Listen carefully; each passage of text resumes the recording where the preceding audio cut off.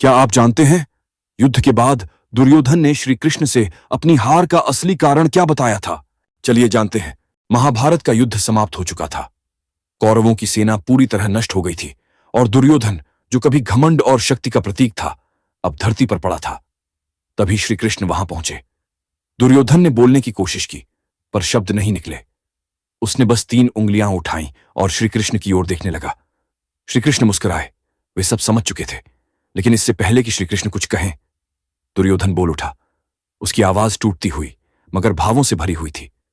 कृष्ण, मेरी हार का कारण युद्ध नहीं, मैं स्वयं था।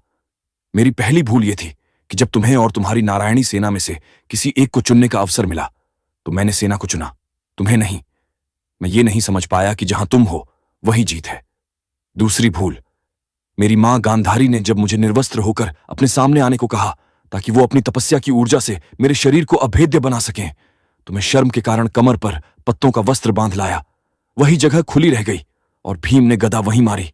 तीसरी गलती, मैं युद्ध में तब आया जब सब खत्म हो चुका था। अगर पहले आता तो शायद कुछ बचा लेता। दुर्योधन की आंखों से आंसू बहने लगे। वह अब समझ चुका था कि उसने कितनी बड़ी चूक की थी।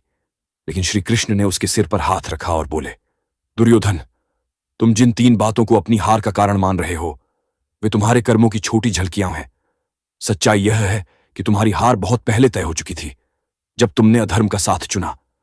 द्रौपदी का चीरहरण, निर्दोषों का अपमान और अपने घमंड में दूसरों को तुच्छ समझना, यही तुम्हारी असली हार की जड़ थे। मैंने कई बार संकेत दिए, मार्ग दिखाया, लेकिन तुमने कभी सत्य की राह नहीं चुनी। यही तुम्हारी सबसे बड़ी भूल थी। अब दुर्योधन शांत था। पहली बार उसने सच्चाई को समझा, लेकिन अब बहुत देर हो चुकी थी।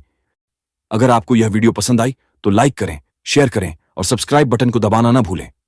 धन्यवाद।